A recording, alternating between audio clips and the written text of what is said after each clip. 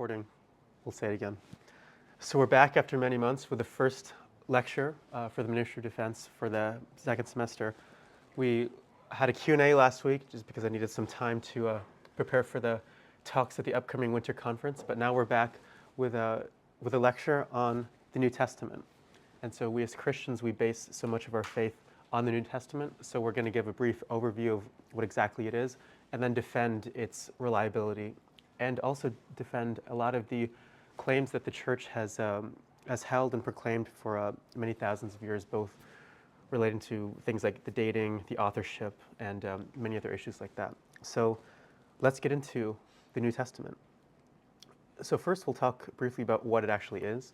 So it's a collection of first century Christian writings, of course. Now even the first century part is slightly controversial, but most scholars do agree that the vast bulk of the New Testament text was composed in the first century, even if they have it at the later part of the century. But of course, we're going to start with the Gospels, which are accounts of the life of Jesus of Nazareth. Then we have the actions of the apostles as recounted in Acts. Then we have what's called the Pauline literature. So these are letters that Paul is writing to various churches detailing different theological and moral and practical issues that the churches are dealing with. And then we have different theological issues that early Christians are writing about. And so we're going to spend nearly all of the time today on those first issues. So the Gospels, Acts, and then the letters of Paul. So we'll get into the Gospels. So of course, these are famously Matthew, Mark, Luke, and John.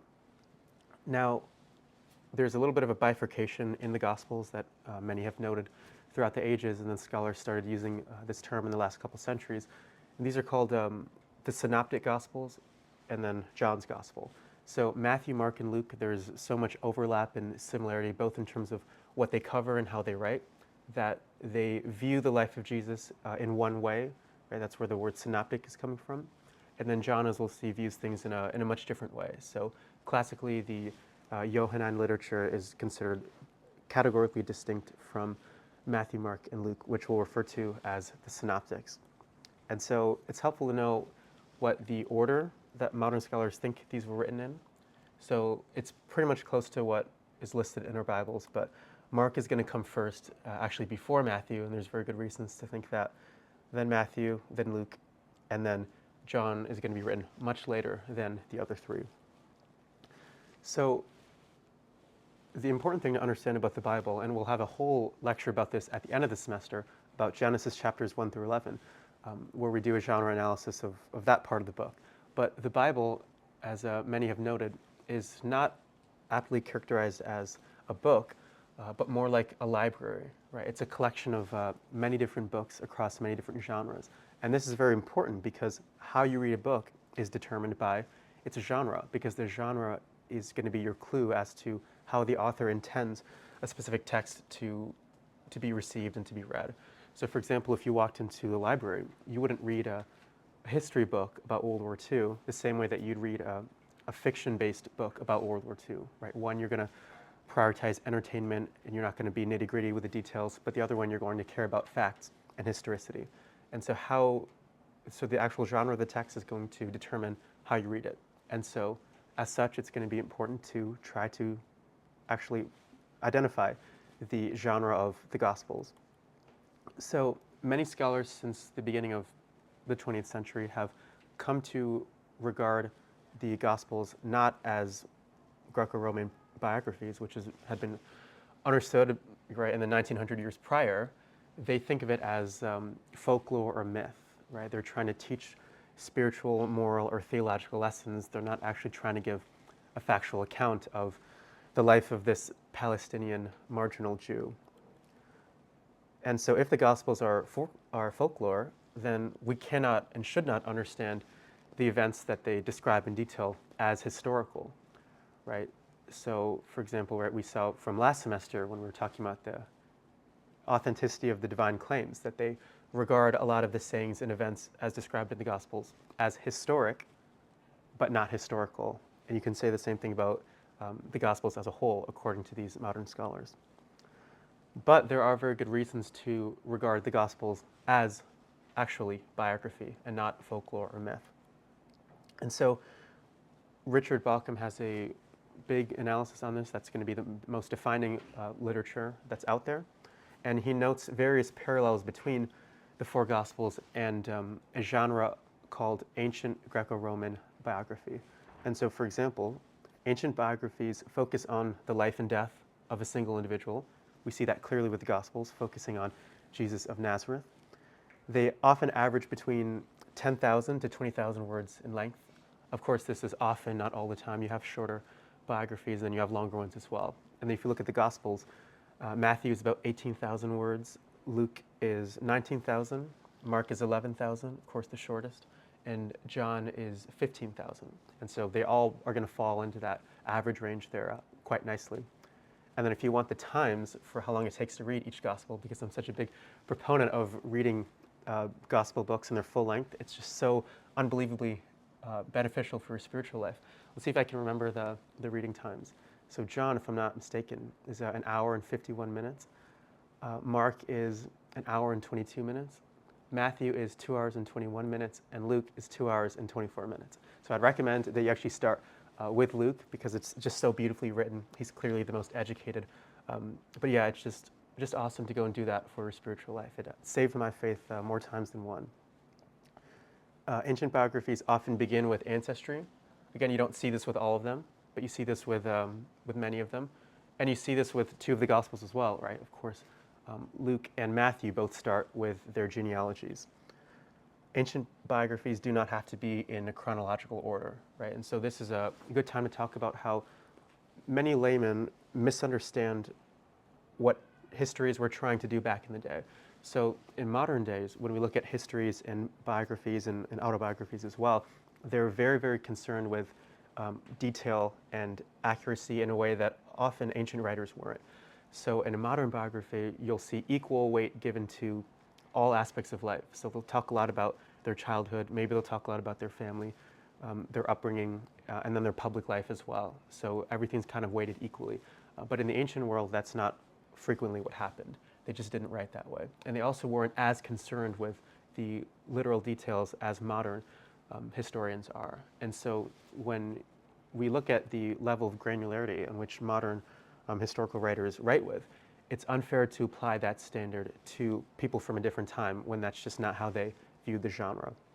And so we see attestation from various church fathers talking about how the gospel writers didn't necessarily write in the order in which these events happened. So they're also going to be embodying that characteristic of ancient biography. And they also don't tell you everything about a person, right? So oftentimes the standard model in ancient biography is the birth of the figure, their public life, and then their death. And that's kind of exactly what you see in these lives of Jesus in the Gospels, right?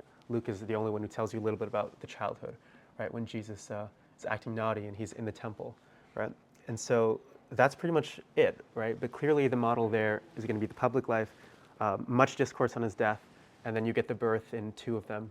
And then in John, you get kind of a theological birth, right? But the other two, you get the human birth, of course, in Luke and Matthew. And in terms of the Gospels as historical biography, their ancient historians and biographers often went out of their way to tell the reader that they're intending to report actual history, right? And so John and Luke explicitly tell us that they're recording actual sayings, right, and actions of Jesus. They're both very clear about that in their Gospels. So just look at, for example, the prologue to Luke's Gospel. This is, strangely enough, one of my favorite verses in the entire Bible. And it's so beautiful, and it's an apologetical and historical gold mine as well. So look at how Luke begins his Gospel. Inasmuch as many have undertaken to compile a narrative of the things which have been accomplished among us, just as they were delivered to us by those who from the beginning were eyewitnesses and ministers of the word, it seemed good to me also, having followed all things closely for some time past, to write an orderly account for you, most excellent Theophilus, that you may know the truth concerning the things of which you have been informed. Right, so clearly he's intending this to be a history, right? And this is historical gold for the historian. So now we'll talk a little bit about the authorship of the Gospels. So lots of people, again, in the last 2 centuries, have begun to posit that the Gospels originated as anonymous documents, right? So people like Bart Ehrman famously make this argument.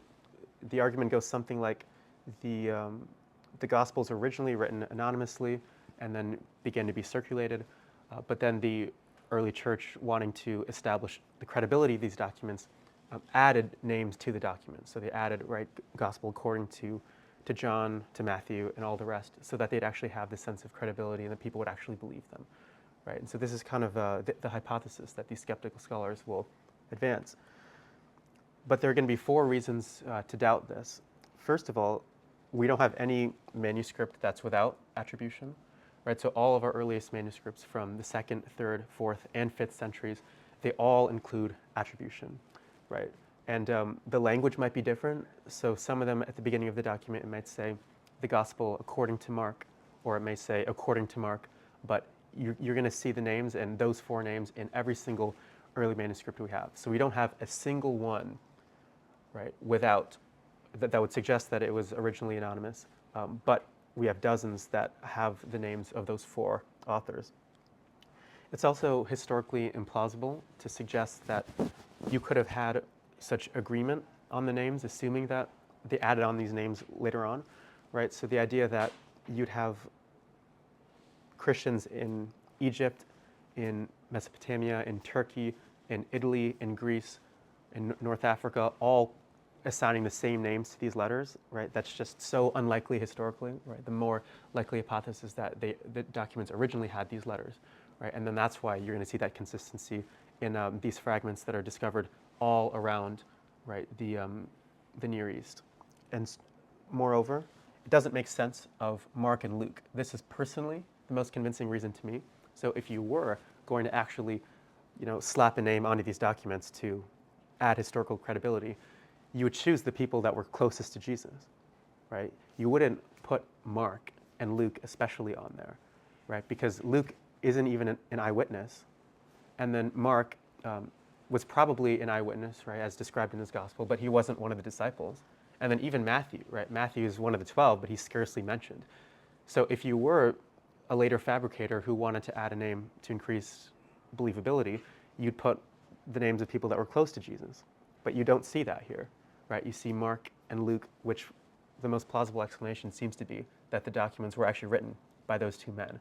And the funny thing is, when you look at forgeries later on, right, inauthentic gospels or gospels not written by the actual eyewitnesses or apostles or people in the 1st century, you see that exact phenomenon, right? They're all big names.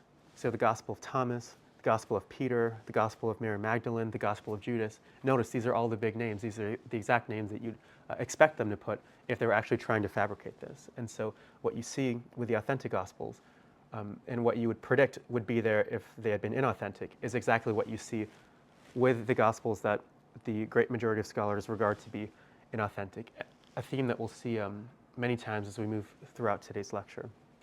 And then also, if you look at church father attestation, the fathers who write about the authorship of the Gospels, they are in unanimous agreement. Oftentimes when Catholics say that the church fathers are unanimous about something, that's usually not the case, but in this it actually is true, right? They're in unanimous agreement that Matthew, Mark, Luke, and John were written by those 4, and they're also in unanimous agreement that the forgeries are not written by those apostles, that they were not contemporaneous. So we have good reasons to reject the idea that the Gospels are anonymous, and good reasons to think that they were written by what the documents actually say they're written by, right? Who they were, by Matthew, Mark, Luke, and John. So what are going to be the sources, right, behind the 4 Gospels? So of course we'll start off with the traditional hypothesis. That's going to be that, and I'm using these terms as umbrellas, but the first is going to be something like, those 4 were eyewitnesses, so they wouldn't really need much else because they saw all these things happen, right? So that's going to be the most traditional view. That's going to be what the church has held for throughout the millennia. But then we have some new views, some new hypotheses, which I'll refer to as the multi-source hypotheses. So the first is going to be the 2-source hypothesis. Now, in terms of the sources of where what these gospel authors are actually using. There are entire paragraphs and passages in Mark that are copied almost verbatim in Matthew, for instance.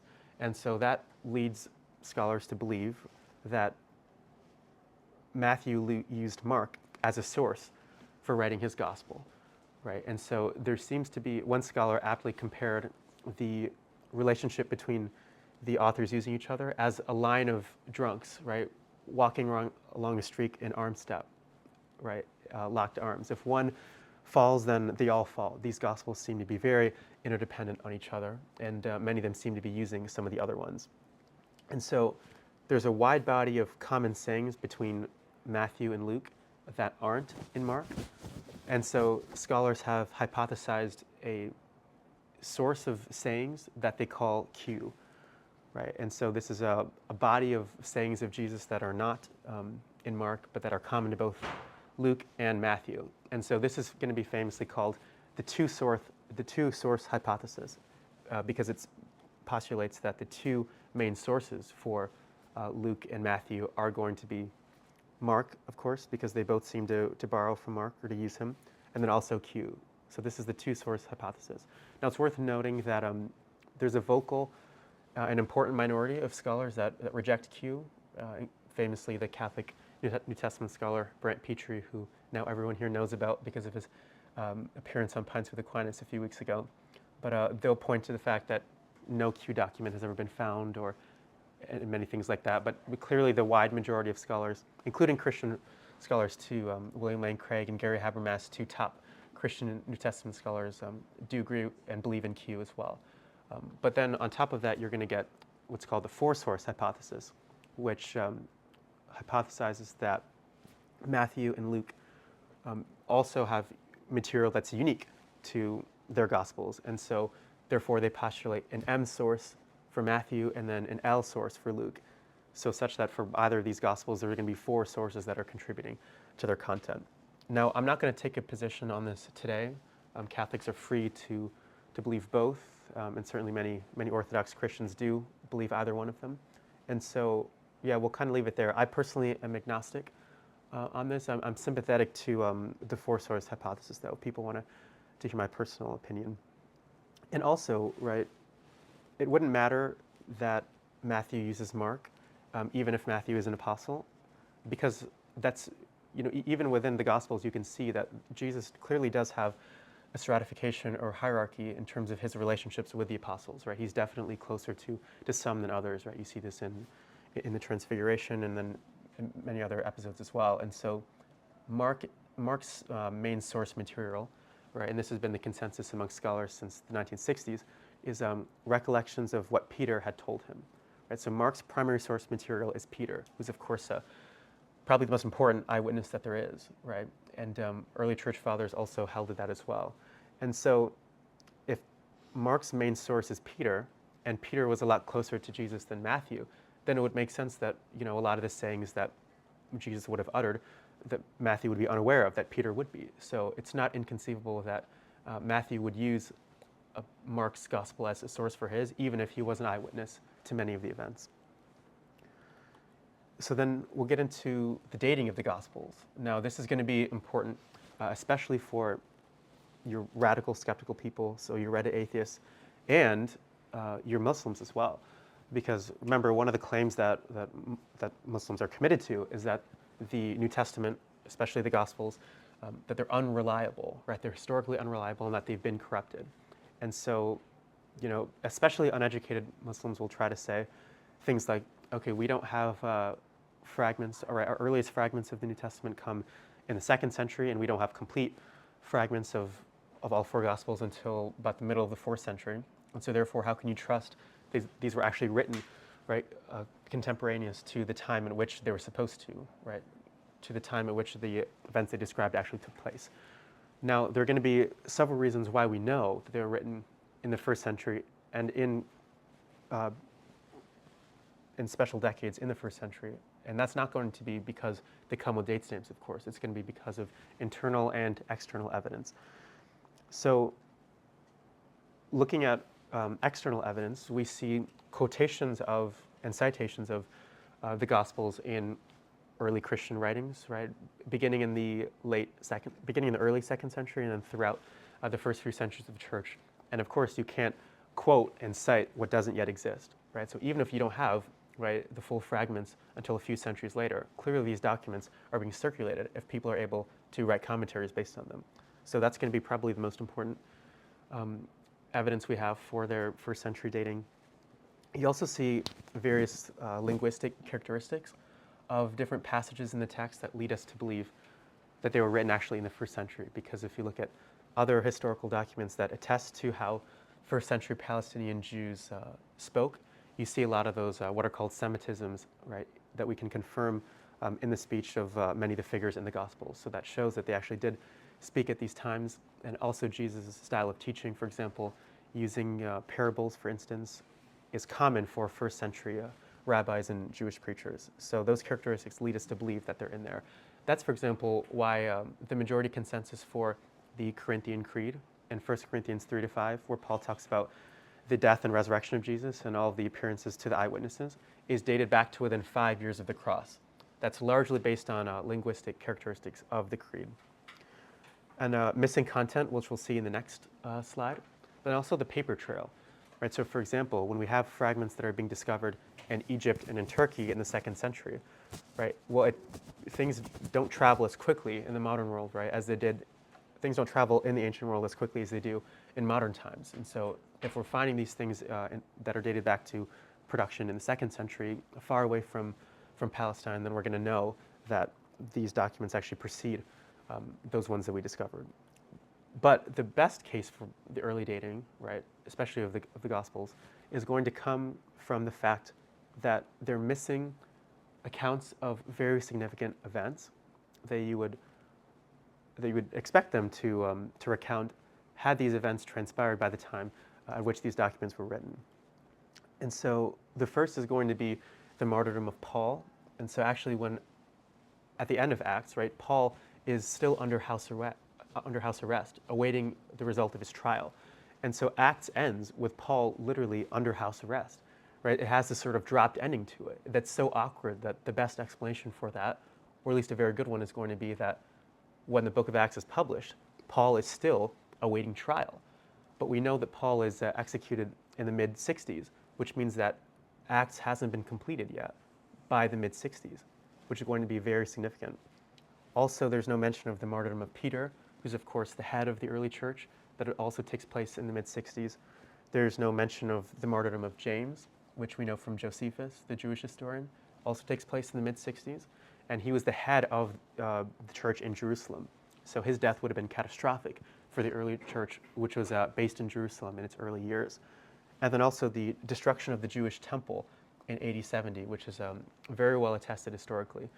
There's no mention of that, which also would have been a major and massive deal for the early church, because this was the center of Judaism, and this was the most important thing in Judaism, and all of a sudden it's gone, it's completely savaged by the Romans, and there's no mention of that as well. And so there's no mention of all these significant events, right? The best explanation is that these events hadn't transpired yet. It would be like, for example, you came across a book entitled The History of New York City, and you're reading, there's a lot in there of the events that have taken place in the history of the greatest city in the world, but then there's no mention of 9/11. There's no mention of the attacks on the Twin Towers.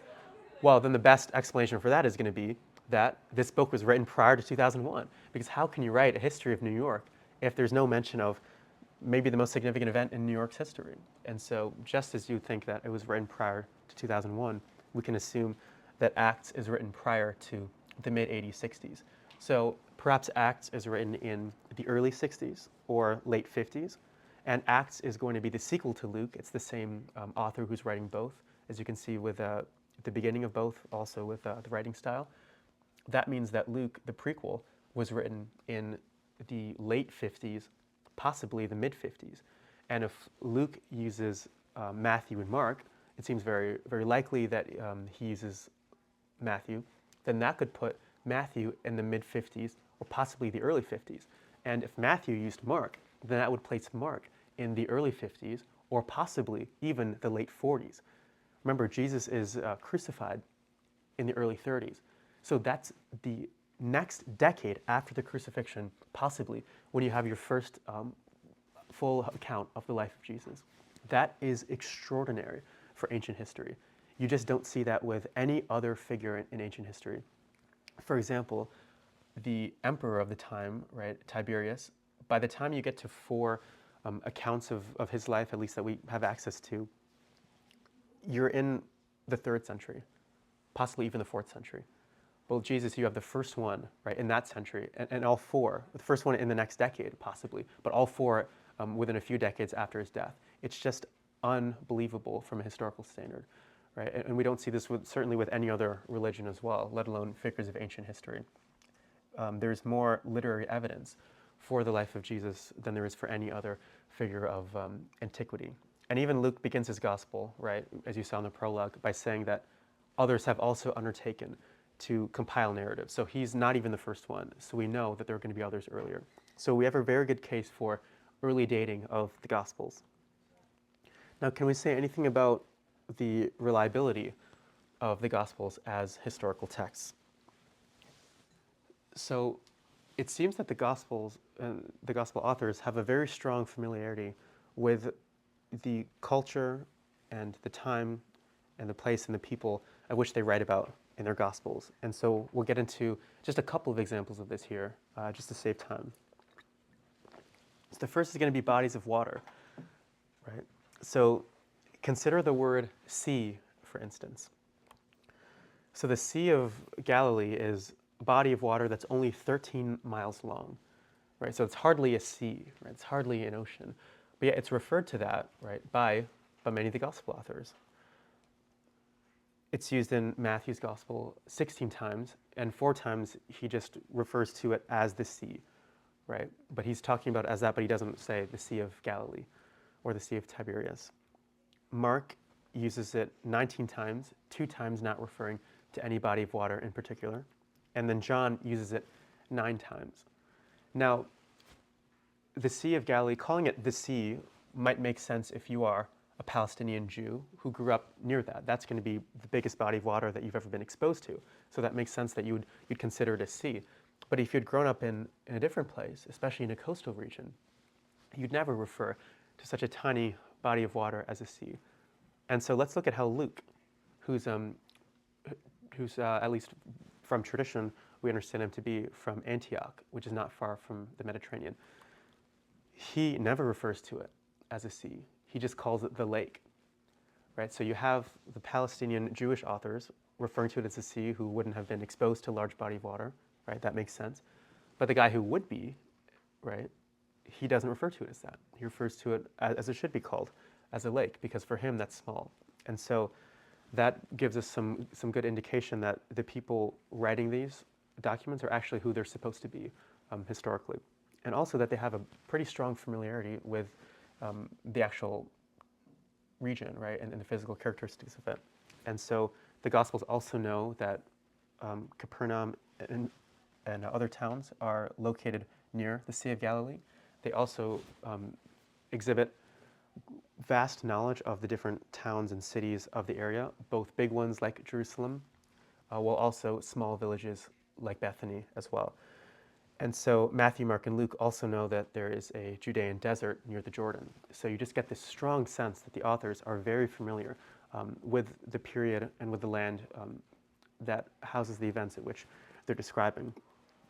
Now let's look at the frequency of geographical references in the Gospels. So the total places, right, as described in Matthew, are 90.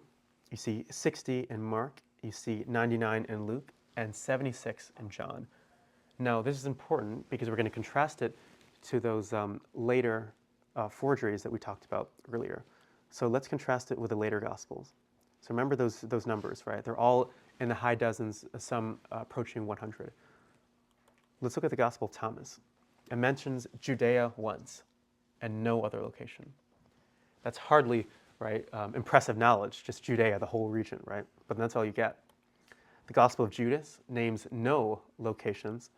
The Gospel of Philip, which is the least unimpressive of the lot, names Jerusalem 4 times, Nazareth once, which is once a term that people used to describe Nazareth, just another name for it, and then the Jordan ones.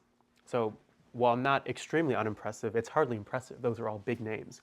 So compare that. These are just paltry compared to something like 99 locations in the Gospel of Luke. And so clearly these gospel authors, these fake ones, just don't have the level of, they're just not as familiar with the land as the actual gospel authors are.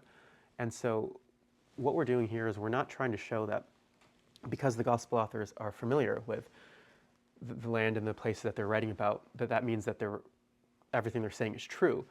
This is mainly going to be used in a defensive way, right? Because if these are written by anonymous, authors in the 2nd century or people disconnected from the area, they wouldn't be able to get all these facts right. And these are circumstantial details too, not things that people would research, right, as part of the core of the story. These are just kind of happenstance things, and yet they're getting those right too. And so that kind of confirms or possibly confirms the accuracy of the story, or at least nullifies an objection to Christianity based on that.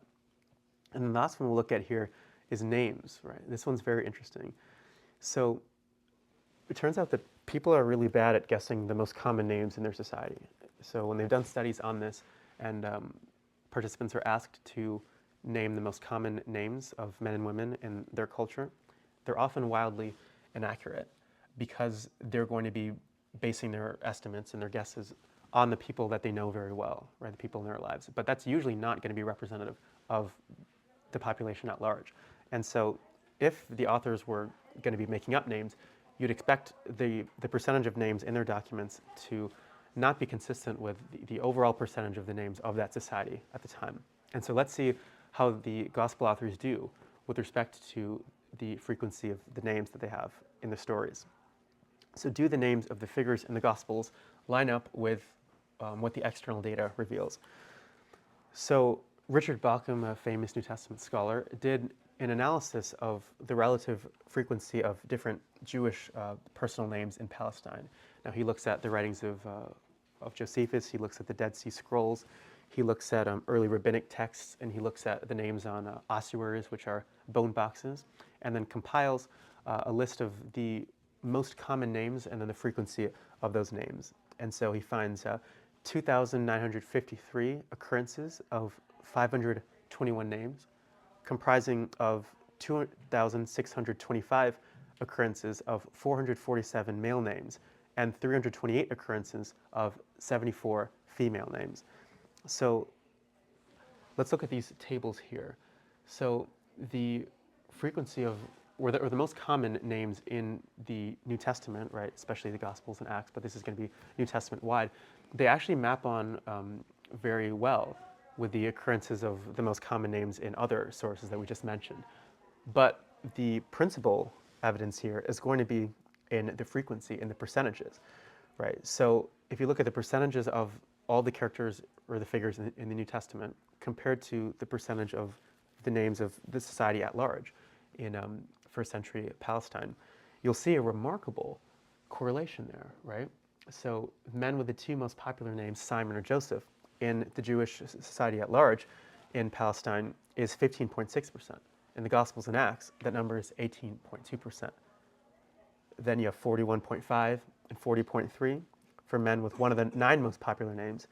Women with the 2 most popular names, Mary or Salome, 28.6%, 38.9%. And then women with one of the 9 most popular names, 49.7% and 61%. And then, so these are really, really remarkable, especially those early figures, right, with the male names. And again, when you do studies of people, the correlations are nowhere near this. They miss the mark by a high degree. But here, they get there at an astonishing level of accuracy. Now again, let's contrast the name percentages with the later Gospels. So the Gospel of Thomas, right, he's the most informed out of all of them, mentions James the Just, Jesus, Mary, Matthew, Salome, Simon, Peter, and Thomas, right? So that's not a whole lot, right? That's only about 6 names there. It's not really very that impressive, and those are many of the biggest names as well. If you look at the Gospel of Mary, you see Andrew, Levi, Peter, Mary, and the Savior. Now, interesting enough, the Gospel of Mary doesn't actually tell you which Mary is the author, and then the Savior is very clearly, right, an early Christian fabrication, right? That's definitely some theological development that they're bringing back into the text, just calling him the Savior in the text, right? You don't see that in the four early Gospels. And so notice that these they're not even trying to come up with the names, right? Because they just don't have that awareness of the culture at the time. And you look at the Gospel of Judas, you only see two names that are suitable for Palestinian Jewish men, which are Judas and Jesus. So this guy's clearly not even trying that hard, right? Those are the easiest names that you could pick. And a lot of the other names that he has in the Gospel that are clearly not suitable, right? Because they seem to be garbled combinations of names from the Greek Bible and then contemporary mysticism. So you see names like Adam, Adamas, Barbello, Zoe, Galilea, Nebro, Seth, and then many others, right? They're just not the names that we see a first century Jewish men in Palestine having based on our external records. And so they're either not confident in their ability to make up names, and so are listing only a few of them, or they're just getting them wildly wrong. So again, you see a great incongruity between the authentic Gospels and then the unauthentic ones, and that only speaks to the historical credibility of the authentic ones. And so the Gospels get a whole lot else right as well. For example, their knowledge of gardens, of roads and travel, of Jewishness, right? So knowledge of Jewish theology and the Old Testament scriptures, botanical terms, finance, right? When they talk about the tax collectors, all the business bros will be happy to hear that. The local languages, and then unusual customs too of first century Palestinian Judaism. They just have this awareness that you'd only know, right, if you are either from the area or you were using sources that were from the area and that knew it very, very well. My favorite example from this list is their familiarity with the botany of the region. So in Luke's gospel, there's the account of Zacchaeus, right, in Jericho, when Jesus goes to Jericho, and then Luke mentions this subtle detail of the kind of tree that Jesus climbs. It's a sycamore tree. He says Zacchaeus climbs a sycamore tree. And interestingly enough, Jericho was the only region, right, in the Near East at the time that Jericho trees could have possibly grown in. We know that from historical and scientific analysis, and yet Luke gets that exactly right. What are the chances of that, unless he knows what he's talking about? And then a fun personal fact is that this wood case broke, but it's a replacement of my last wood case, which is made from sycamore, right, in homage to my favorite gospel. So the conclusion from this part, and this is the majority of the talk, is that in the limited set of things that we can verify, the New Testament is strikingly accurate nearly all of the time. So every time that events and circumstances, as described in the Gospels and Acts, overlap with what we know from secular history, their accuracy is borne out nearly all of the time. Just something that's so remarkable and just speaks to the length that these authors went to make sure that they were reporting the actual facts. So people might ask about errors in the Gospels. Do errors in the Gospels, right, undermine the reliability of the text? Now, first of all, whether or not there actually are errors in the text is debated. I think most people are going to say that there are errors in it, and even lots of Christians will say that as well. For example, the number of angels at the tomb, right, post-resurrection, or the account of the other two people being crucified with Jesus, right, whether they reviled him or whether or not one of them came to worship him. And the death of Judas is going to be the most famous one, right? Was he hanged, or did his guts spill out, right? Which one was it? And so there are potentially errors, right, in the Gospels. And there are definitely minor errors in it as well, right? That's going to be undisputable. For example, we don't actually have the authentic words of Jesus most of the time, right? This is going to come as a shock to many people. But in one case, that's not an error because they're not even trying to report that, right? An error is going to be when you have a goal and that goal isn't reached. It's not necessarily just in inaccuracy, right? So for example, we know that we don't have the words of Jesus for a number of reasons. First, you look at the Sermon on the Mount, right? If you read the entire text of the Sermon on the Mount, it only takes you about between 8 to 10 minutes to read, depending on your reading speed. And Jesus very likely would have been up there preaching for a lot longer than that. So many people therefore think that the Sermon on the Mount is going to be a summary based on what he said. And you see this a lot in ancient texts. Lots of what we see in Aristotle's writings are just kind of summaries from his students. But then the clearest example of this is going to be the words of the institution. So this is going to be in all four Gospels, right? That take this, right? For this is my body, right? We see this in Mass all the time. If you compare the words of institution across the three Gospels that it's in, and also in 1 Corinthians 13 or 11, I think it's 11 actually, each one is different from the other. They're all different. And the words of institution would have been so crucial for the early church, right? Because this is going to be something that would become formulaic. And the gospel authors don't even agree on that. So the different sources don't even agree on the words of institution, which have been of massive importance to the early church. So if we don't even have the exact words of the institution, it's hard to imagine that we have it for much of the Gospels. And so is that actually an error? I don't think so, but it's definitely not reporting as it happened with 100% accuracy. But what about the other variations of errors? Well, first of all, they don't need to undermine general reliability, because in order to get a case for Christianity off the ground or a case for the resurrection, you don't need to assume that the Gospels are 100% accurate.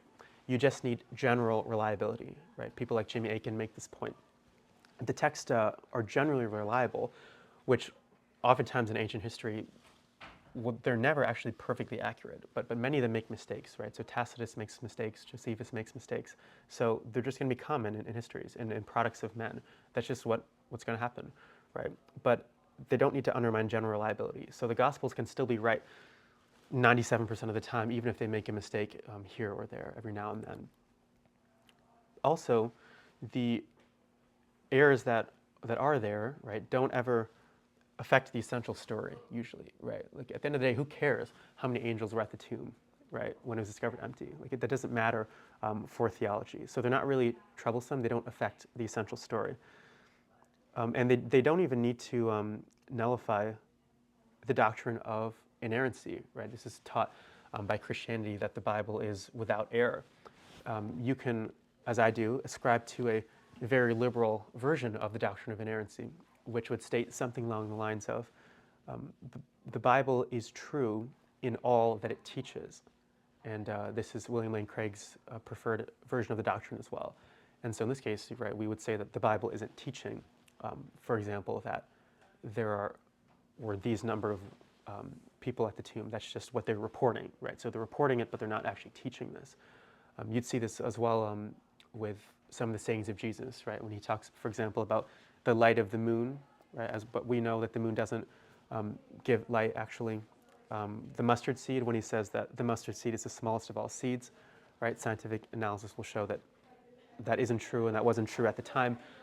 But clearly, Jesus and also the Bible, right? They're not giving a lesson on botany; they're giving a theological lesson. So, at the very least, if you do think that there are errors, then you'd have to reform, right, and modify your doctrine of inerrancy. And then we would have to ask, right, are the errors actual or are they merely apparent? Right. This is also going to be a matter of debate. So, for example, in Judas, there seems to be two accounts of his death that might seem on the surface to be incompatible with each other, but some people might offer an explanation for how they may be made compatible, right? So maybe he hung himself, right, but then, right, the tree snapped and then he fell off of a cliff and then his inside parts spilled out. That's possible, right? Much stranger things have happened in the history of mankind. So that is possible, but it's also possible it was just an error, right? And then when you look at the accounts of the number of angels, for example, right? Well, no gospel says there were exactly this many and no more, right? So maybe one is focusing on two, whereas another one is focusing on the other two as well, in which case you're going to get four. So that's possible. Again, an error might be possible, but that's also possible too, the reconciliation. Or the thieves on the cross with him, right? Maybe they were reviling him at the beginning, but then the one just gets, supreme grace over those hours that they're on the cross and then comes to recognize Jesus as Lord and that he was innocent and that he was guilty, right? That's possible too. So these errors, you can make a case for all of them that they are apparent and not actual. Although I myself do happen to think that there are going to be some errors in them. but then also, right, interestingly enough, errors may actually help the case for Christianity, because errors speak to the multiplicity and the independence of these sources, right? Because if all sources are saying the same thing, there's the exact same thing, there's at least a possibility of collaboration amongst the sources. But if they're saying different things, then we know that they didn't collaborate. We know that they're not just copying each other when they're saying different things. So for example, if there's going to be a car accident on a lake in Langdon, and then I asked 3 different people to describe the accident, and they're all saying it was a red truck and then a white van, right?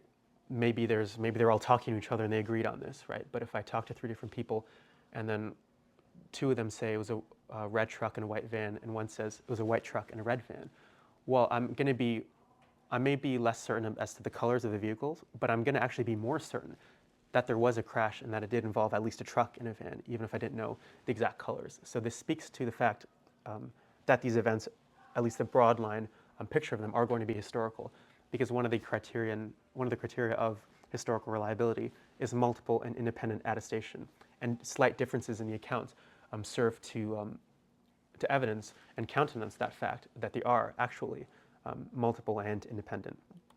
So make cut actually for Christianity rather than against it. Now, some people might have a question about whether or not we have the same Gospels, right? So are the Gospels that we read during Mass the same ones that were actually written in the first century? And the answer to that is going to be yes. So the Gospels are the best documented texts from antiquities. We have thousands of copies. We'll see just exactly how many on the next slide, but thousands. You don't see this with other documents from antiquities, right? For example, we only have one medieval manuscript of the life of Epicurus, the Greek philosopher, one. And there's an entire field of study on Epicurus, all based on one manuscript from the Middle Ages, right? And so, but with the Gospels, you have, right, 4 distinct accounts and thousands and thousands and thousands of copies from different areas of the Near East as well.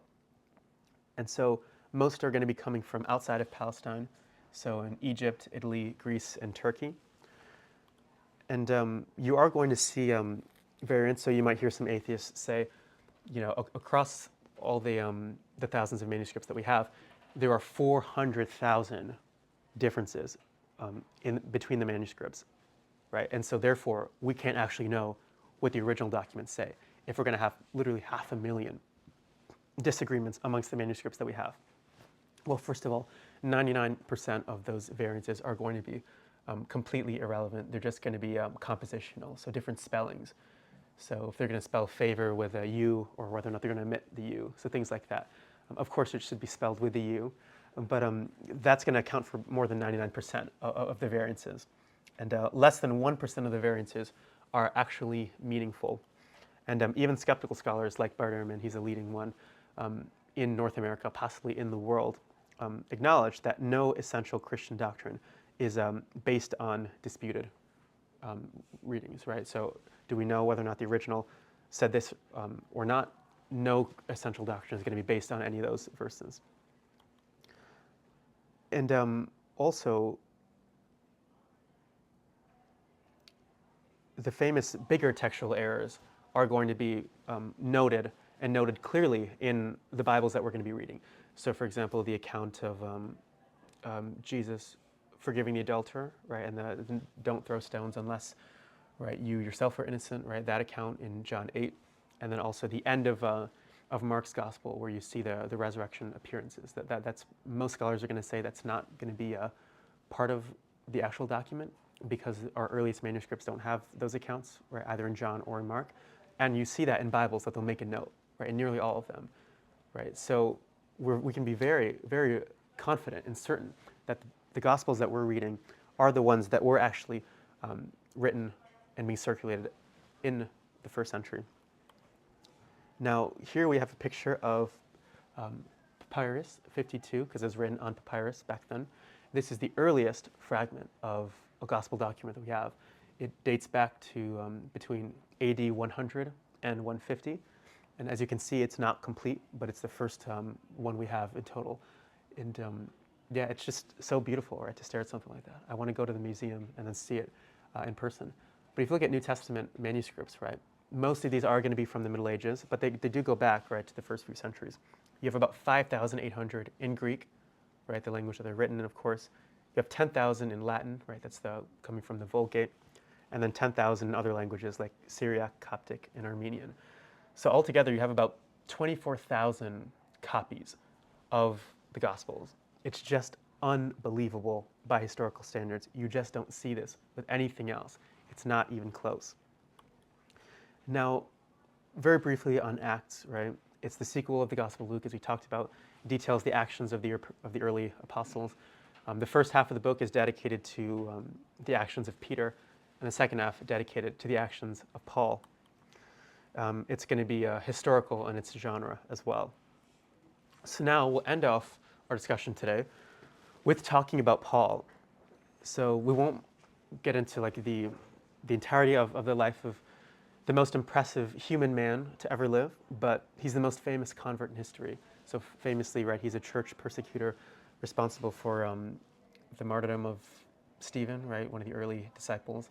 And he also, they say, Saul laid waste to the church, right? That's what Acts called. So he goes in and drags Christians from their homes and then gets them persecuted and prosecuted. And actually, if you read, right, the account of Saul's persecution of the church, it's just so hard not to even shed a tear when you just see the brutality of this man and what he did to those who profess the faith that we get to live freely in public, right? Even if we like to say we're persecuted in society, we're just not. And then read Acts if you want to see what real persecution looked like. And he was largely one of the progenitors of that. And eventually he has his conversion, right, on the road to Damascus. And even here you see a difference in the account, right? So in Luke, in Acts, Luke writes that the other witnesses, they couldn't see, but they can hear. But then in Paul writes that the others could see, but they couldn't hear. So even there, you see another error in the Bible as well. I mean, one of those is true and the other isn't, right? So again, we are very clearly dealing with, the word of man here. It's not just God-breathed, right? We don't believe that these writers are writing in a trance. It's the texts that are inspired, right? Not the individuals. And so this is the word of God, right? We can debate what that means, but it very, very clearly is the word of man as well. But in any case, he has his conversion and then becomes the greatest spreader of Christianity that the world has ever seen. It all goes back to Paul, to this man. And then his task is to take care of the early churches. In Greek, they're called ecclesias. So for example, the letter to the Corinthians is the letter to the church in Corinth, right? The letter to the Galatians is the letter to the church in Galatia. The letters to the First and Second Thessalonians are going to be letters to the ecclesia in Thessalonica, right? And so he's taking care of these very early Christian churches, and he's writing letters to them. There are 13 that are traditionally ascribed to Paul. And the genre of these letters are what's called occasional letters. So Paul, with the possible exception in Romans, isn't meaning to write grand theological treatises, where he's explaining, okay, here's what we Christians believe that's meant for all Christians throughout all time. He's writing letters on occasion and responding to various problems and circumstances that people are asking him to help him with. So they're called occasional letters. And the clearest example of this is going to be his letter to Philemon, where the whole purpose of the letter is to encourage the slaveholder to let Onesimus go. And so he's writing these on occasion to address specific situations. Now, there are 13 letters of Paul. You have Romans, 1 Corinthians, 2 Corinthians, Galatians, Ephesians, Philippians, Colossians, 1 Thessalonians, 2 Thessalonians, 1 Timothy, 2 Timothy, Titus, and Philemon. Now, scholars are going to debate and disagree over which ones are going to be actually ascribed to Paul, or which ones are authentic to Paul, rather. Which ones did Paul actually write himself? And so here we have a little key for you. So the ones highlighted in green are going to be unanimously agreed upon by scholars to be authentically Pauline. So those will be Romans, 1st and 2nd Corinthians, Galatians, Philippians, 1 Thessalonians, and Philemon. Then you have three which see pretty even-handed debate. You see scholars falling on both sides in relatively equal numbers. These are Ephesians, Colossians, and 2 Thessalonians. The most plausible of the three to be actually authentically Pauline is Colossians. And actually a majority of scholars do think that Colossians is Pauline. It's about in the mid-50s. And 2 Thessalonians would be next. About 3/4 think that he didn't write Ephesians. And then the prison letters, 1 Timothy, 2 Timothy, and then Titus, the vast majority of scholars are going to deny that he wrote those. And we won't make the argument here for authenticity for all of them because that would be a whole separate talk. But it's worth noting that a lot of the criteria that they use to say that to deny Pauline authorship for a lot of these letters is just embarrassingly bad, right? And so, for example, one reason that they'll say Paul didn't write Colossians is because there are words in Colossians that the author uses that aren't used in any of the authentic Pauline letters. But as Elijah here famously remarked to me, there are a whole host of reasons why Paul may have written a word in one that wasn't in the other, right? You can't just say that because he uses a different word, therefore it wasn't written by him. I mean, that's just so ridiculous. It's almost unbelievable, right? If, J.R.R. Tolkien wrote a book in which he had a word that he didn't have in any of the others, are you just going to deny that he wrote that book? Like, it's literally ridiculous. But yeah, this is what PhD scholars believe. That's one of the criteria they use. But so yeah, you can make a good case for Pauline authorship for all of these. And if you notice, what's missing from the list is Hebrews.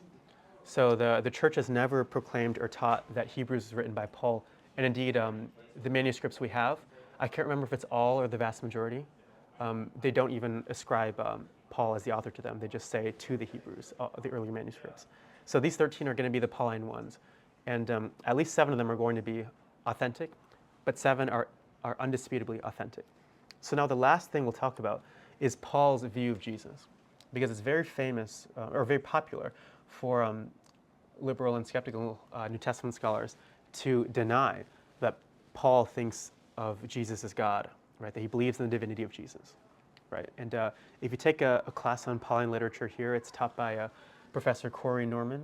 She's a Pauline scholar, and she doesn't think that Paul believed Jesus was God.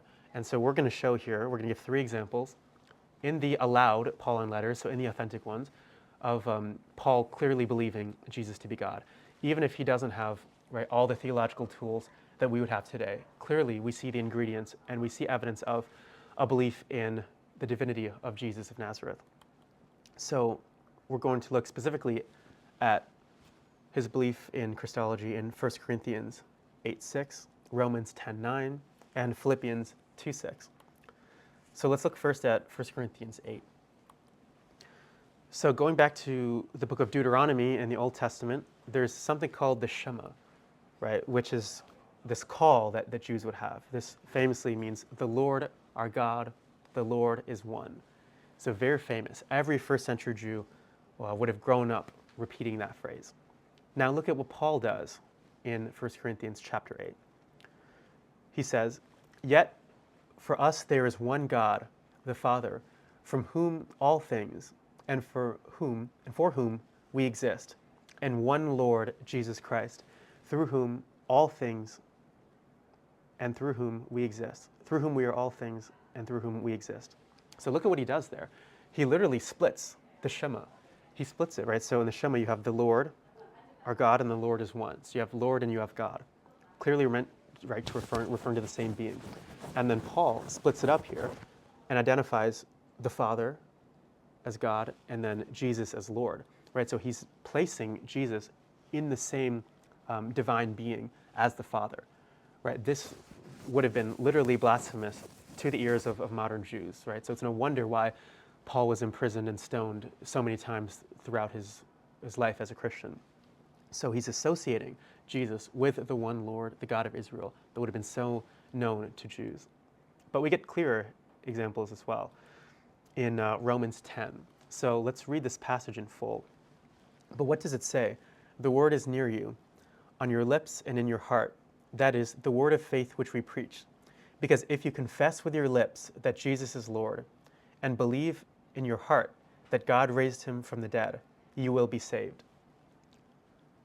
If you confess with your lips that Jesus is Lord and believe in your heart that God raised him from the dead, you will be saved. For a man believes with his heart and so is justified, and he confesses with his lips and so is saved. The scripture says, "No one who believes in him will be put to shame, for there is no distinction between Jew and Greek. The same Lord is Lord of all and bestows his riches upon all who call upon him.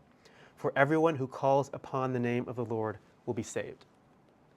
So it doesn't get any clearer than right there, right? Everyone who calls upon the name of the Lord will be saved. No one who believes in him will be put to shame. That's quoting from, I believe, Isaiah. It's either Isaiah or Ezekiel. I'm pretty sure it's Isaiah. They're going to be saved. And then what does he say right before? If you confess with your lips that Jesus is Lord and believe in your heart that God raised him from the dead, you'll be saved. So clearly, right, he's equating Jesus to God in this passage. So it's a very, very high Christology in his letter to the Romans. And the last one we'll look at is Philippians 2. So if there's any encouragement in Christ, any incentive of love, any participation in the Spirit, any affection and sympathy, complete my joy by being of the same mind, having the same love, being in full accord and of one mind. Do nothing from selfishness or conceit, but in humility count others better than yourselves. Let each of you look not only to his own interests, but also to the interests of others.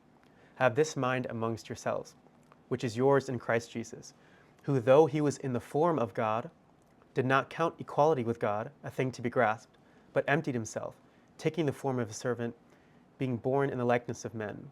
And being found in human form, he humbled himself and became obedient unto death, even death on a cross. Therefore God has highly exalted him and bestowed on him the name which is above every name, that at the name of Jesus every knee should bow, in heaven and on earth and under the earth, and every tongue confess that Jesus Christ is Lord, to the glory of God the Father. Now you see two examples of Paul's Christology in this passage. The first is when he says in the form of God. I have the Greek on here. That's morphe theou.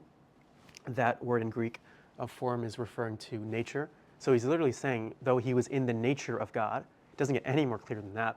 But then also at the end, right, when it says that every knee should bow, that's a quotation from Isaiah 45:23, where Yahweh says, "To me every knee shall bow, every tongue shall swear." And yet Paul says that about this man Jesus. It's just incredible. It's unbelievable how high this Christology is. And now I want to say two things about this passage. First is that notice what Paul is doing here. He's not even using this passage to show the divinity of Jesus. He's using the divinity of Jesus, he's using his Christology to teach a moral lesson about conduct. So people might ask, okay, why isn't Paul more clear and more explicit in his Christology, in his view of Jesus, of the Christ and his divinity? Well, maybe it's because it was so widely understood in the early church that he didn't even need to. It's so widely understood that he uses it for the purpose of teaching spiritual lessons, not just to draw attention to it. So it's just so imbued in this early Christian culture that Jesus claimed to be God and that he is God, that Paul can use that to teach lessons. He doesn't even need to explicitly make an argument for it. That's just what they already believe. And he's using a common belief to teach them a new and novel moral lesson. So that's very powerful, number one. And two, what Paul is writing here are not his own words. This is an early creed, right? So a memorizable pattern of speech that was necessary for an illiterate culture to convey information, right? We saw this with the Corinthian Creed in 1 Corinthians 15, and you see this right here. This is called the Philippian Creed. So this was something that the early Christians would have memorized and repeated. And this is dated by a very large number of scholars to the decade in which Jesus died, to the 30s. That's when this creed originates from. And so one scholar aptly put it this way when he said, the earliest Christology is the highest Christology.